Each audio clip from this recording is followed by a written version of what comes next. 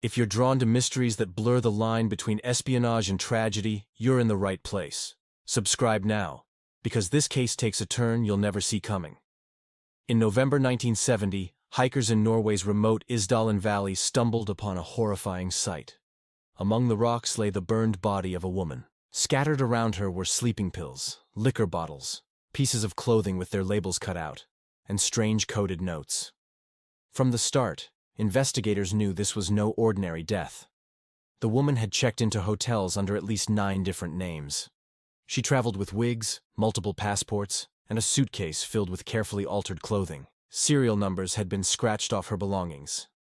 Witnesses described her as elegant and mysterious, speaking several languages yet revealing almost nothing about herself. Very quickly, a chilling theory spread. She was a spy, perhaps caught in a deadly Cold War mission. The autopsy only fueled the intrigue. She had ingested a large dose of sleeping pills, suffered blunt force trauma, and was then set on fire. But no one came forward to claim her. Without an identity, investigators could not answer the single most important question: who was the Isdal woman?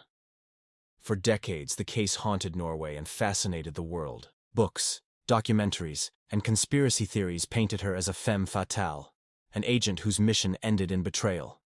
She became a legend, her face reconstructed again and again, her story woven into spy thrillers and Cold War folklore. Then, nearly 50 years later, science cracked the mystery wide open. In 2017, advances in forensic genealogy allowed investigators to test her DNA. The results stunned everyone. The Isdal woman was not an international spy, but Jeanne Caroline Schneider, a 41-year-old Belgian-German woman. The truth was far more human, yet no less tragic. Jeanne's life had been defined by secrets, not because of espionage, but because she was running from an abusive husband.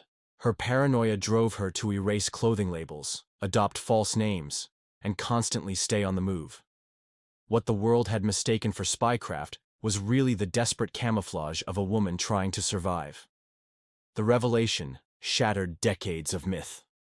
This was not the story of codes, assassins, or covert missions. It was the story of a woman's silent war against fear, ending in flames on a cold mountainside.